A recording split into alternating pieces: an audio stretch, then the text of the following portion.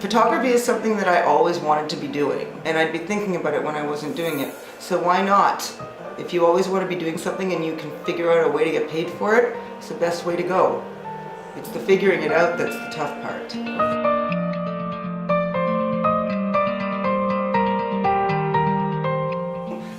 We are currently shooting in my home studio, which would have been a living room in a normal person's life. And this is where I shoot 90% of my portraits. I love that because I don't have to go anywhere. I do not have a commute, and I love that. And I also get to make my own hours, which is fantastic. Sometimes, especially in the winter, I feel like I'm hermiting a little bit, so I have to force myself to get out, but I can think of worse problems.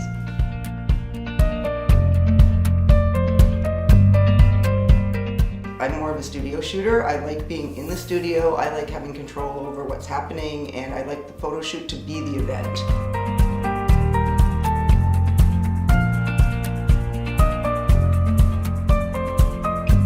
I really like doing corporate headshots.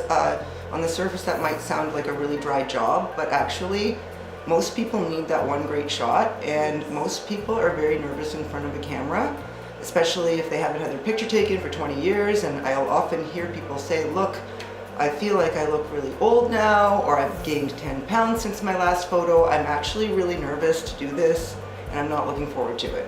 And so my goal is always to give them the best experience, and if they have a really good experience in my studio, then I get genuine expressions out of them, and I have a happy client, and I have beautiful portraits.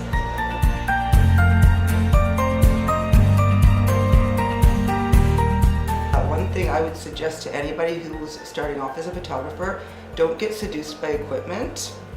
You can pretty much make light modifiers out of anything. Currently we are using a car reflector to deflect the light and keep your car cool in the summer.